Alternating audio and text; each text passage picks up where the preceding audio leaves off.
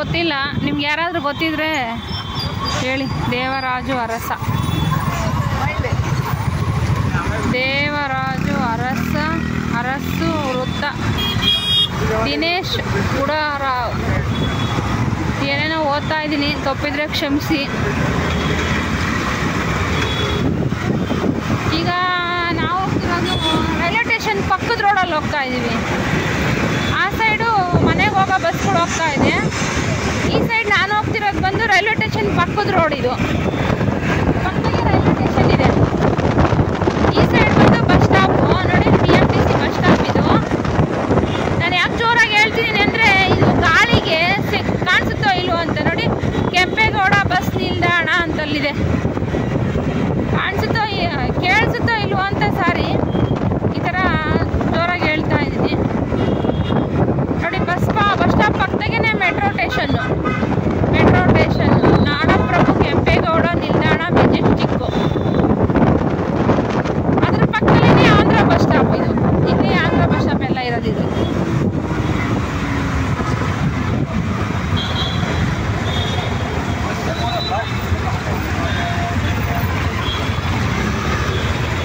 ನೋಡಿ, Andhra bus stop ಇಲ್ಲಿಗೆ ಕಾಣುತ್ತೆ. ತಾತ ನೋಡ್ತಾ ಇದ್ದಾರೆ ವಿಡಿಯೋ ಮಾಡೋದನ್ನು.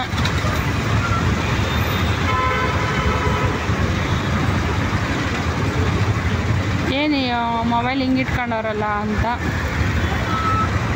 ಏನು ಮಾಡಲಿ, ವಿಡಿಯೋ ಮಾಡಬೇಕಲ್ಲ.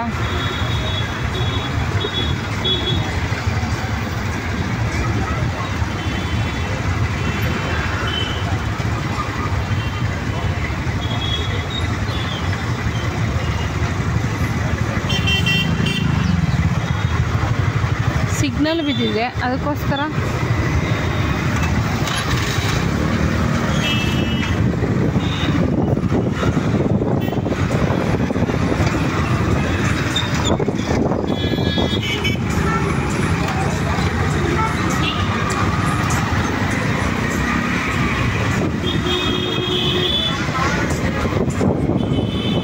ಇದು ಕಾಟನ್ಪೇಟೆ ರೋಡ್.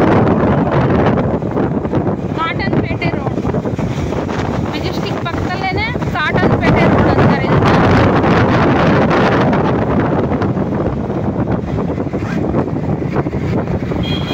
ಬಹುಶಃ ಇಲ್ಲೇನಾದರೂ ಬರೀ ಕಾಟನ್ ಬಟ್ಟೆ ಮಾರ್ತಾಯಿದ್ರು, ಬಟ್ಟೆ ತಯಾರಿ ಮಾಡ್ತಿದ್ರು, ಗೊತ್ತಿಲ್ಲ. ಕಾಟನ್ಪೇಟೆ ರೋಡ್ ಇದು.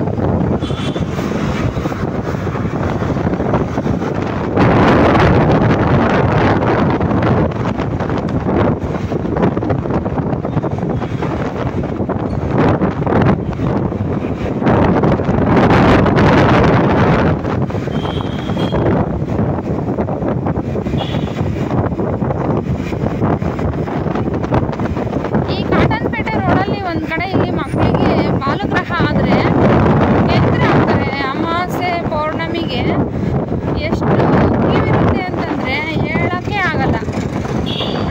ಅಷ್ಟು ಕ್ಯೂವಿರುತ್ತೆ. ಬೆಳಗಿನ ಜಾವ 5 ಗಂಟೆಗೆ ಅಷ್ಟು ರಶ್ ಇರುತ್ತೆ. ತುಂಬ ಚೆನ್ನಾಗಿ ಮೇಲಾಗುತ್ತೆ ಅಂತ ಹೇಳ್ತಾರೆ. ಕಾಟನ್ಪೇಟೆ ರೋಡಲ್ಲಿ ಮೆಜೆಸ್ಟಿಕ್ ಪಕ್ಕದಲ್ಲಿ ಈ ರೋಡಲ್ಲೇ ಅಲ್ಲೇ ಹಿಂದಕ್ಕೆ ಹೋಗ್ಬಿಡ್ತು. ನಾನು ಅದು ತೋರ್ಸೋಕ್ಕಾಗಲಿಲ್ಲ. ದೇವಸ್ಥಾನ ಕಾಟನ್ಪೇಟೆ ಮುಖ್ಯ ರಸ್ತೆ ನೋಡಿ, ಇಲ್ಲೇ ಈ ರೋಡಲ್ಲೇ. ರಾಮಮೂರ್ತಿ ಅಂತ ಇವರು, ಯಾರು ಅವ್ರ ಹೆಸರು ನನಗೆ ಗೊತ್ತೇ ಇಲ್ಲ.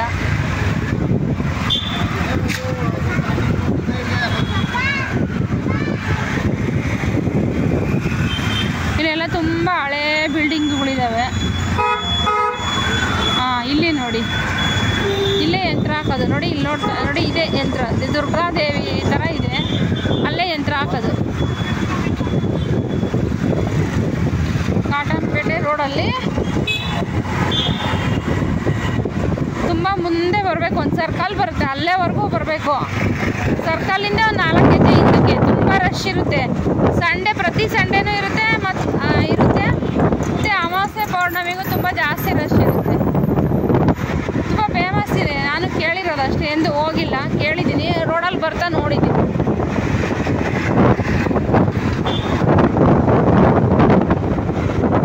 ಮಕ್ಕಳಿಗೆ ಚೆನ್ನಾಗಿ ಮೇಲಾಗುತ್ತೆ, ಅದಕ್ಕೋಸ್ಕರನೇ ಬರ್ತಾರೆ ಅಂತ. ಅಷ್ಟು ರಶ್ ಇರುತ್ತಲ್ವಾ, ಚೆನ್ನಾಗಿ ಮೇಲಾಗೋದಕ್ಕೆ. ನೋಡೋಕ್ಕೆ ಅಲ್ವ ಯಾರ್ಯಾರು ಬರೋದು.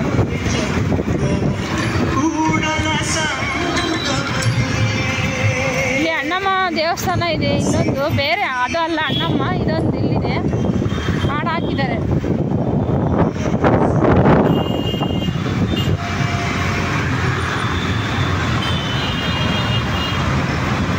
ವಿಡಿಯೋ ಜಾಸ್ತಿ ಆಗುತ್ತೆ ಅನಿಸುತ್ತೆ, ಆದರೂ ಇನ್ನೇನು ಮಾಡೋದು, ವಿಡಿಯೋ ಮಾಡಲೇಬೇಕು.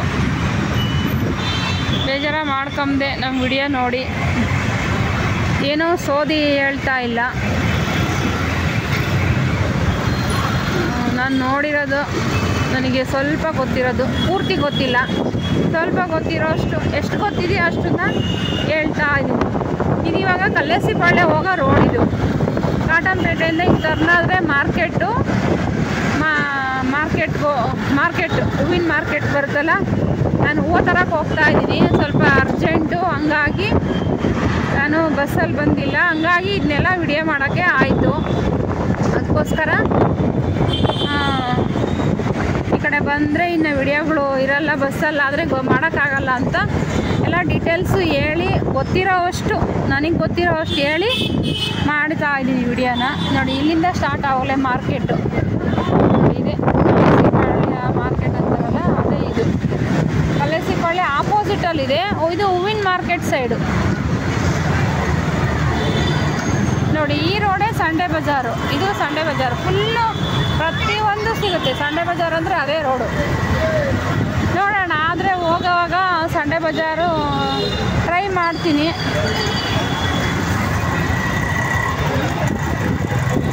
ಫುಲ್ ಮಾರ್ಕೆಟ್ ನೋಡಿ, ಇದೆಲ್ಲ ಮಾರ್ಕೆಟು. ಏನು ಇವತ್ತೆಲ್ಲ ಬೇಕಾ ಎಲ್ಲ ಸಿಗುತ್ತೆ. ಮ್ಯಾಗಿ ಸಪ್ರೇಟ್ ಲೂಸ್ ಮಾಡ್ತಾ ಇದ್ದಾರೆ. ಮ್ಯಾಗಿ ನಾವು ಪಾಕೆಟಲ್ಲೇ ನೋಡಿದ್ದೀವಲ್ಲ, ಇಲ್ಲಿ ಮಾರ್ಕೆಟಲ್ಲಿ ಲೂಸ್ ಮ್ಯಾಗಿ ಮಾಡ್ತಾ ಇದ್ದಾರೆ. ನಾನು ಇವಾಗ ಜಸ್ಟ್ ನೋಡಿದ್ದು.